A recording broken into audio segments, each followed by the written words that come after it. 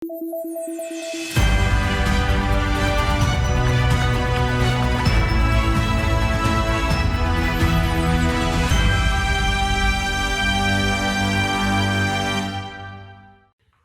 pemirsa, jumpa lagi bersama saya Dewi Sulistia dalam Lampung 8. Sejumlah informasi telah kami rangkai dan siap kami sajikan untuk Anda. Inilah Lampung 8 selengkapnya.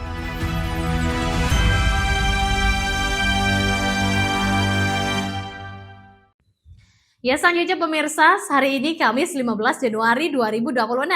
Seluruh aparatur sipil negara, ASN di Provinsi Lampung wajib mengenakan batik khas Lampung dan menggunakan bahasa Lampung dalam aktivitas kedinasan. Bukan saja ASN daerah, tapi juga ASN vertikal.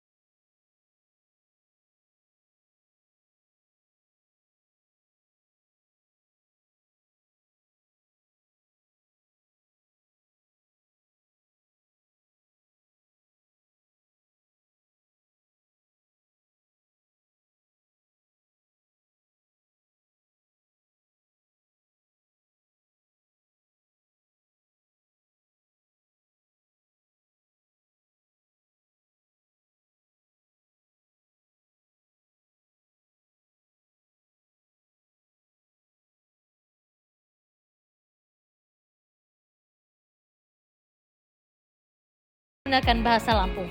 Tujuannya media massa juga harus mendorong agar bahasa daerah digunakan dalam kehidupan sehari-hari sebagai bagian dari kearifan lokal dan budaya Lampung. Gubernur membebaskan dialek mana yang mau dipakai dari 2 dialek bahasa Lampung yang ada. Dari Bandar Lampung, Tim Liputan Garuda TV melaporkan.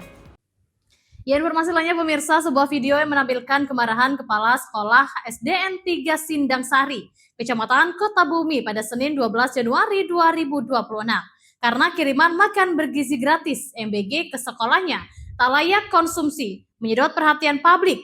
Bahkan sehari setelah video tersebut viral, Satuan Pelayanan Pemenuhan Gizi Pengiriman MBG ke sekolah tersebut langsung ditutup oleh Badan Gizi Nasional. Saya minta tolong sama kamu, sampein sama Bapak Presiden Prabowo dari Lampung Utara, SD Negeri 3 Singangsari, Pak Pampres, karena kita selalu live, selalu ketemu, selalu WA, tolong. Akibat pengiriman MBG hari Senin 12 Januari 2026 yang dipersoalkan Kepala SDN 3 Sindang Sari karena tak layak konsumsi, sejumlah siswa mengalami gejala keracunan. Sedikitnya ada 11 anak dengan keluhan sakit perut, diare, dan muntah-muntah. Inilah video Kepala SDN 3 Sindang Sari, Kota Bumi, Ida Yulia Mega, yang kesal karena kiriman MBG ke sekolahnya dinilai tak layak konsumsi. Ida terlihat sangat marah karena bukan baru kali ini saja sajian MBG yang dikirimkan dari SPPG Sindang Sari dinilai tak layak makan. Terkait masalah video tadi yang sudah viral, itu benar adanya, itu adanya di lapangan seperti itu, dan mereka dari dapur MBG pun sudah mengakui, sudah menyicipi, semua itu benar, mereka mengakui apa adanya dan mereka merasakan bahwa itu betul-betul busuk, pahit, basi. Kejadian ini udah berapa kali terulang? Udah kesekian kalinya Pak, ini saya sudah tak tampung lagi di otak saya. Jadi Bu, itu sempat vakum kan Bu ya? Sempat vakum selama 3 minggu karena itu mereka bilang itu kesalahan intern mereka. Oke, itu intern mereka. Oke, udah ada penjelasan tadi dan kami pun tidak mempermasalahkan itu. Gitu. Kepala SPPS Sindang Sari, Abid Saputra, mengakui adanya kelalaian dan menyatakan pihaknya telah mengambil langkah tanggung jawab serta melakukan evaluasi para pekerja. Itu udah pasti Pak. Udah si relawannya saya bakal lebih tegas lagi, bakal ngecek teliti lagi, ya bakal lebih baik lagi itu Mbak. Nanti intinya tanggung jawab ya Pak Siap. Kami bakal bertanggung jawab ke depannya, bakal lebih teliti lagi lah Mbak. Menindaklanjuti peristiwa tersebut, Badan Gizi Nasional bertindak cepat. Selasa 13 Januari 2026 langsung menghentikan sementara operasional SPPG Sindang Sari tersebut. Dalam surat penghentian, BGN menjelaskan penghentian sementara dilakukan guna kepentingan investigasi serta menunggu hasil pemeriksaan laboratorium dari Dinas Kesehatan dan Badan Pengawas Obat dan Makanan. Dari Lampung Utara, Tim Liputan Garuda TV melaporkan. Ya pemirsa, satu unit bus penumpang terbakar hebat saat melintas di ruas tol KM 94 Bangkauheni Terbanggi Besar, Lampung Selatan. Pada Rabu pagi, asal api diduga dari blower AC. Akibat kejadian tersebut, arus lalu lintas sempat terganggu, namun tak ada korban jiwa. Bus penumpang bernomor polisi BM7090LU terbakar hebat di KM 94 Tol Bakauheni Terbanggi Besar, Lampung Selatan, Lampung pada Rabu pagi 14 Januari 2026. Bus dikemudikan Beni Siregar, berusia 42 tahun, warga Kota Bekasi, Jawa Barat, melaju dari arah Bakauheni Selatan menuju Terbanggi Besar. Api tiba-tiba muncul dengan cepat, membesar dan menghanguskan seluruh bagian bus. Mendapat laporan, petugas pemadam kebakaran dan penyelamatan Kabupaten Lampung Selatan segera turun ke lokasi kejadian. 1 unit mobil pemadam dan 6 personil diturunkan. Api bisa dipadamkan setelah 3 jam melakukan proses pemadaman. Dugaan sementara api berasal dari ruang AC dan menyebar ke seluruh badan bus. Dari arah Bakau menuju arah Natar. Ya. Kejadian musibah kebakaran tersebut di kilometer 94 ya, plus 600 jalur A. Tidak ada korban dalam musibah tersebut. Penumpang dievakuasi ke tempat yang lebih aman. 2 unit damkar dibantu dengan 1 water supply dari pihak HK Aslon sendiri untuk melakukan pemadaman. Dugaan sementara kebakaran tersebut adalah percikan api dari blower AC mobil bus tersebut ya, dari instalasinya. Tak ada korban jiwa atas peristiwa tersebut, namun lalu lintas sempat terganggu. Dari Lampung Selatan, Tim Liputan Garuda TV melaporkan. Ya selanjutnya pemirsa, Dewan Perwakilan Rakyat Daerah Provinsi Lampung menyatakan dukungannya terhadap rencana pemerintah provinsi dalam mentransformasikan transportasi publik melalui kehadiran layanan taksi listrik ramah lingkungan di wilayah Bandar Lampung. Namun begitu DPRD Lampung mengatakan terkait regulasi yang akan diberlakukan sebelum taksi listrik beroperasi. Dewan Perwakilan Rakyat Daerah Provinsi Lampung menyatakan dukungannya terhadap rencana pemerintah provinsi dalam mentransformasikan transportasi publik melalui kehadiran layanan taksi listrik ramah lingkungan di wilayah Bandar Lampung. Wakil Ketua DPRD Provinsi Lampung, Naldi Rinara, mengatakan bahwa kebijakan tersebut merupakan langkah strategis dalam rangka meningkatkan pendidikan daerah, membuka lapangan kerja baru, menekan angka pengangguran, serta mewujudkan Provinsi Lampung sebagai daerah yang ramah lingkungan. Namun DPRD Lampung menegaskan bahwa implementasi kebijakan harus sejalan dengan regulasi yang jelas, komprehensif, dan berkelanjutan. Hal ini menjadi penting mengingat Provinsi Lampung diproyeksikan menjadi role model sebagai provinsi pertama di Pulau Sumatera yang menetapkan kebijakan transportasi publik berbasis kendaraan listrik. DPRD siap menjalankan fungsi legislasi, pengawasan, dan penganggaran guna memastikan kebijakan taksi listrik berjalan sesuai dengan ketentuan hukum serta memberikan manfaat maksimal bagi masyarakat Lampung. Dari Bandar Lampung, Tim Liputan Garuda TV melaporkan.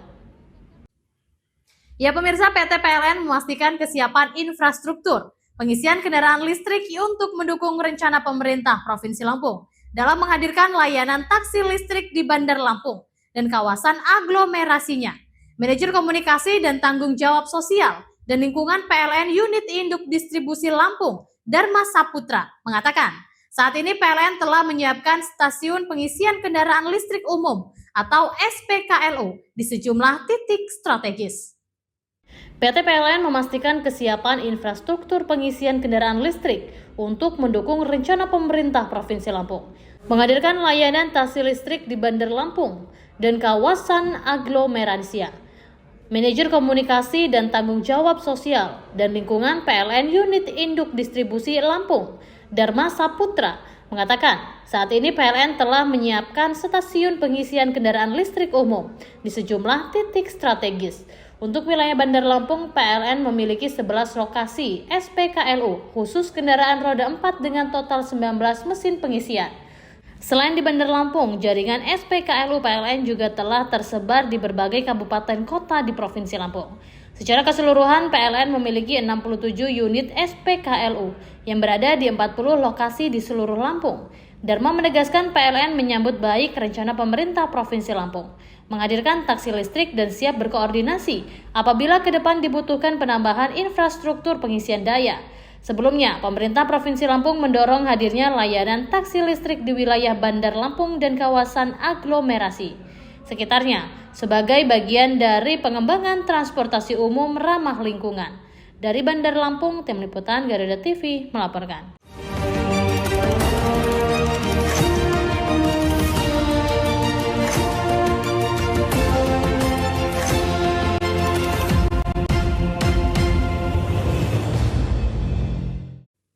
Ya, selanjutnya pemirsa, Institut Teknologi Sumatera secara resmi membuka pendaftaran bakal calon rektor ITERA periode 2026 hingga 2030. Senat mengundang para akademisi yang memenuhi persyaratan, memiliki rekam jejak kepemimpinan yang baik, serta berjiwa bijak untuk berpartisipasi dalam proses pemilihan pimpinan tertinggi di ITERA. Institut Teknologi Sumatera secara resmi membuka pendaftaran bakal calon rektor ITERA periode 2026 hingga 2030.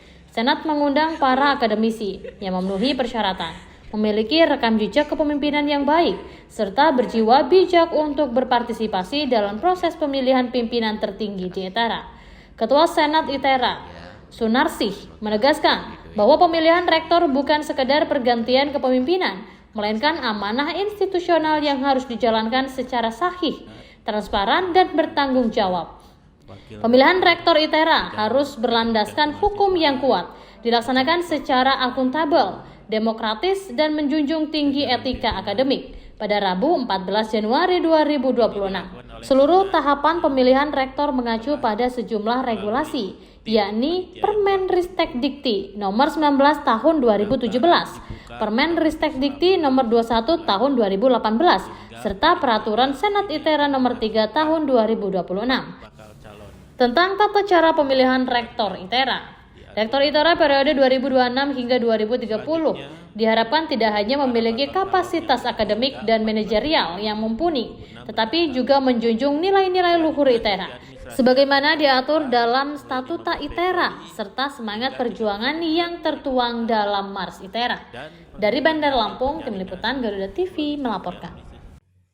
Ya, selanjutnya pemirsa, pembangunan Rumah Sakit Perguruan Tinggi Negeri Lampung mendapat sambutan positif dari kalangan mahasiswa, khususnya Fakultas Kedokteran. Kehadiran rumah sakit ini diharapkan menjadi pusat pembelajaran dokter spesialis, sehingga dapat meningkatkan kualitas pendidikan medis di Provinsi Lampung. Pembangunan Rumah Sakit Perguruan Tinggi Negeri Lampung mendapat sambutan positif dari kalangan mahasiswa, khususnya Fakultas Kedokteran. Kehadiran rumah sakit ini diharapkan menjadi pusat pembelajaran dokter spesialis hingga dapat meningkatkan kualitas pendidikan medis di Provinsi Lampung. Terlebih, RSPTN ini dikabarkan akan membuka 5 program studi dokter spesialis pada tahun 2026 mendatang. Mahasiswa kedokteran Unila, Damar, mengungkapkan bahwa keberadaan RSPTN sangat dinantikan sebagai sarana praktik yang mandiri bagi mahasiswa.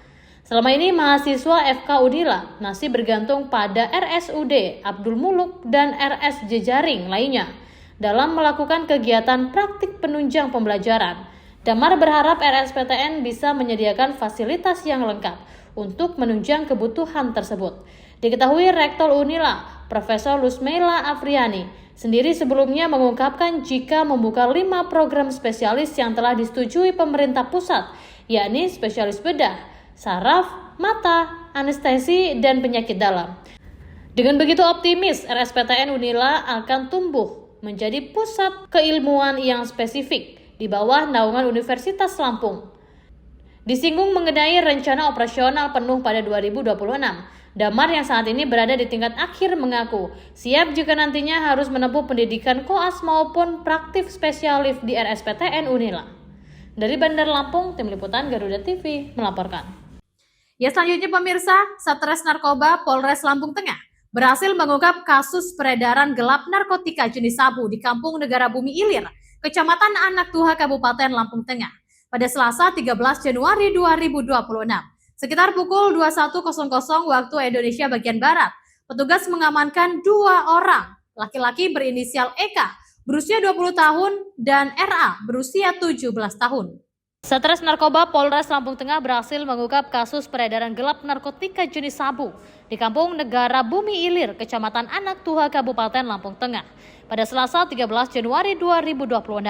Sekitar pukul 21.00 waktu Indonesia bagian Barat, petugas mengamankan 2 orang laki-laki berinisial Eka berusia 20 tahun dan RA berusia 17 tahun. Dari hasil penggeledahan polisi menemukan barang bukti berupa 11 bungkus plastik klip bening berisi kristal putih, diduga narkotika jenis sabu serta 1 bungkus plastik klip bening kosong. AKBP Charles Pandapotan, Tampu Bolon, Kasat Narkoba, menjelaskan bahwa penangkapan berawal dari informasi masyarakat terkait aktivitas mencurigakan di lokasi kejadian. Saat ini penyidik masih mendalami peran masing-masing pelaku serta asal-usul barang haram tersebut. Atas perbuatannya, para pelaku dijerat pasal 114 ayat 1 Undang-Undang Nomor 35 Tahun 2029 tentang narkotika, sebagaimana telah disesuaikan dengan ketentuan pidana terbaru. Dari Lampung Tengah, Tim Liputan Garuda TV melaporkan. Ya, selanjutnya pemirsa, polisi sektor Kedaton bersama Inafis Polresta Bandar Lampung menggelar rekonstruksi perkara pembunuhan orang tua yang dilakukan oleh anak kandungnya, Resman Effendi, pada Rabu 14 Januari. Sebelumnya, diberitakan pembunuhan sadis seorang anak terhadap ayah kandungnya sendiri pada Jumat 21 November 2025, sekitar pukul 9.00 waktu Indonesia bagian Barat. Polisi sektor Kedaton bersama Inafis Polresta Bandar Lampung menggelar rekonstruksi perkara pembunuhan orang tua yang dilakukan oleh anak kandungnya, Ristam Effendi, pada Rabu 14 Januari 2026. Sebelumnya diberitakan pembunuhan sadis seorang anak terhadap ayah kandungnya sendiri pada Jumat 21 November 2025, sekitar pukul 9.00 waktu Indonesia bagian Barat. Korban bernama Marso, berusia 67 tahun, ditemukan tewas mengenaskan dengan luka parah pada bagian leher yang hampir terputus. Diduga dibunuh oleh putranya, Ristam Effendi, berusia 32 tahun, menggunakan senjata tajam jenis golok. Setidaknya ada 21 adegan yang diperlagakan langsung untuk menggambarkan bagaimana tersangka tega menghabisi nyawa orang tuanya sendiri menggunakan sebilah golok. Kapolsek Kedaton, Kompol Budi Harto, menjelaskan bahwa rekonstruksi ini bertujuan untuk memberikan gambaran terang bagi penyidik dan pihak kejaksaan mengenai kronologi pasti di tempat kejadian perkara. Kuasa hukum tersangka Tarmizi mengungkapkan bahwa kliennya memiliki riwayat gangguan jiwa yang dibuktikan dengan kepemilikan. Hal senada dibenarkan Kapolsek Kedaton berdasarkan hasil observasi di Rumah Sakit Jiwa daerah Pesawaran. Tersangka memang terindikasi sebagai orang dengan gangguan jiwa. Dari Bandar Lampung, Tim Liputan Garuda TV melaporkan.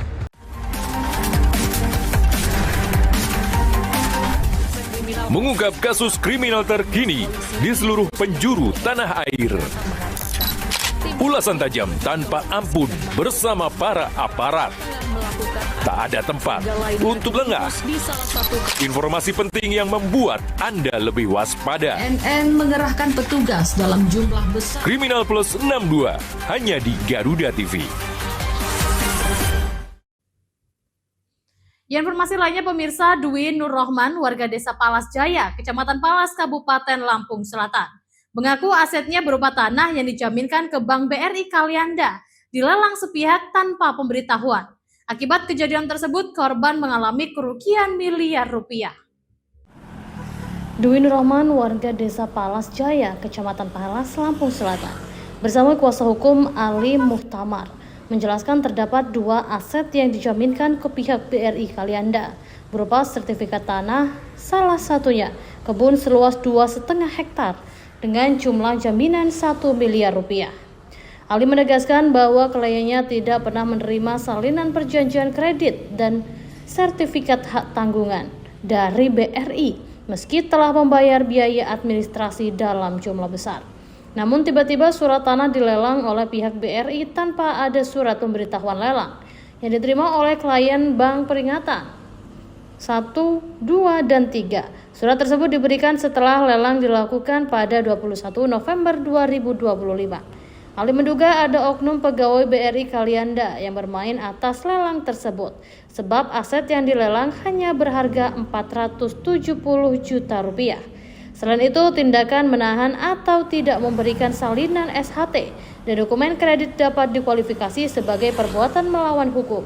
Atas kasus ini, kuasa hukum menggugat BRI Kalianda ke Pengadilan Negeri Kalianda. Bukti-bukti lain itu ya SP1, SP2, dan SP3 itu diberikan setelah mau lelang. Setelah lelang, kalau lelang itu diberikan pada tanggal 15 November 5 hari sebelum lelang. Dan bukti-bukti semua itu diberikan setelah lelang pada tanggal berapa Mas Wi? Tanggal 21 November setelah lelang diberikan. Jadi bukti semua SP1, SP2, SP3 itu diberikan pada tanggal 21 November setelah terjadinya lelang. Dan yang jadi persoalan adalah perjanjian kontrak. Inilah ketransparanan bahwasanya nasabah ataupun debitur itu bayar. Nah, dan itu tidak diberikan perjanjian kontrak itu fatalnya. Nah, perjanjian kontrak atau hak tanggungan itu tidak diberikan. Nasabah tidak menerima itu, dan itu ada surat dari BRI menjelaskan bahwasanya hak tanggungan itu bisa diberikan. Seharusnya diberikan dari awal. Dan yang kedua, justru kepala cabang BRI menerangkan bahwasanya uang yang diberikan pada waktu sebelum lelang itu 30 juta itu bisa dimasukkan dan bisa tidak. Artinya disinilah yang menjadi etikat baik terhadap debitur kepada Bank BRI ini lalai. Kami anggap lalai bahwasanya Bank BRI ini arogansi terhadap debitur-debitur yang ada di Kabupaten Lampung Selatan. Sampai saat ini belum ada keterangan resmi dari pihak BRI cabang Kalianda. Mereka beralasan pimpinan sedang berada di luar. Dari Lampung Selatan, Tim Liputan Garuda TV, Hari Afriansyah melaporkan. Ya pemirsa, Himpunan Pengusaha Pribumi Indonesia HIPPI Provinsi Lampung menggelar kegiatan Leadership Talk pada Rabu 14 Januari 2026. Giat bertujuan memperkuat jaringan dan meningkatkan kemampuan kewirausahaan di kalangan pengusaha lokal itu, menghadirkan tokoh inspiratif, legenda kuliner Lampung melalui brand Begadang Resto Haji.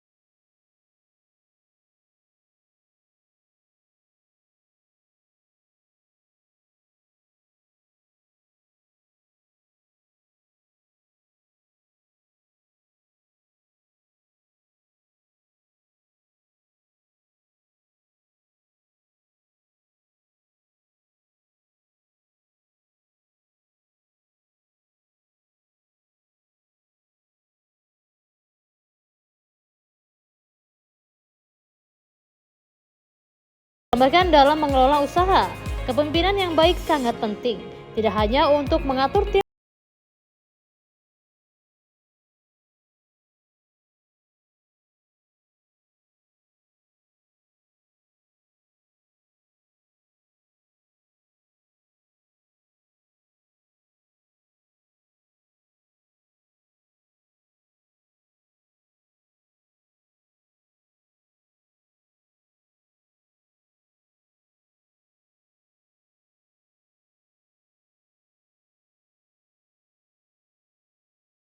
harus memiliki daya tahan dan kemampuan beradaptasi yang tinggi terhadap perubahan tren.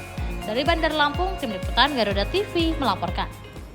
Ya pemirsa, di kota Kalianda, Lampung Selatan terdapat sebuah gedung peninggalan negara berusia lebih dari 1 abad. Gedung ini merupakan kantor pos pertama di Lampung Selatan. Namun ironisnya, selama 2 dekade terakhir bangunan bersejarah tersebut dibiarkan terbengkalai dan terlupakan. Di tengah aktivitas pasar bawah, kota Kalianda berdiri sebuah bangunan tua bergaya kolonial Belanda. Bangunan di Jalan Ratu M. Yusuf ini dulunya merupakan kantor pos pertama di Lampung Selatan. Gedung kantor pos Kalianda diperkirakan berdiri pada tahun 1883 atau kini telah berusia sekitar 142 tahun. Bentuk bangunan masih mempertahankan keaslian arsitektur Belanda. Hampir seluruh bagian gedung mulai dari pintu jendela hingga lantai terbuat dari kayu berkualitas tinggi. Bukti usia bangunan terlihat pada atap genteng yang masih bertuliskan tahun pembuatan 1883. Di dalam gedung masih tersisa bunker penyimpanan, ransel surat, kotak surat, serta sejumlah peralatan pos peninggalan masa lalu. Sayangnya seluruh benda bersejarah tersebut kini dalam kondisi tak terawat, kusam, kotor, dan terkesan dibiarkan begitu saja. Masih Kak? Kayaknya udah lama banget sih. Dari tahun berapa? Kayaknya di sini tahun 1883, dari gentengnya sih lihatnya segitu sih. Tapi nggak tahu kalau sebelum-belumnya. Kalau ini punya siapa Kak? Punya kantor pos pribadi. Pernah nggak sih ada pemerintah mau bikin jadi tempat museum apa tempat wisata? Ya, dulu sih pernah dengar menjadi museum gitu, jadi wisata. Tapi ya nggak tahu, itu kan kata saya ngomong sama yang pihaknya yang punyanya. Kalau saya nggak bisa menyetujuinya. Gitu. Setahu Kakak gimana waktu itu? Saya kurang tahu, langsung saya tuju ke kantor pos, ya itu urusan mereka gitu. Sekitar 20 tahun lalu, kantor pos ini tidak lagi difungsikan setelah layanan dipindahkan ke Jalan Raden Intan Kalianda. Sejak saat itu, aktivitas di kawasan ini ikut sepi dan denyut ekonomi warga sekitar perlahan meredup. Selama lebih dari 140 tahun, gedung ini menjadi saksi pelayanan pos di Lampung Selatan. Kini, aset milik PT Pos Indonesia yang telah berstatus cagar budaya ini menanti perhatian pemerintah agar sejarah yang terkandung di dalamnya tidak hilang di telan zaman. Dari Lampung Selatan, Tim Liputan Garuda TV melaporkan. Ya demikian pemirsa, informasi tadi sekaligus mengakhiri perjumpaan kita pada hari ini. Tetap saksikan Lampung 8 dimanapun Anda berada. Saya Dewi Sulistia beserta kru dan jajaran yang bertugas pamit undur diri dan sampai jumpa.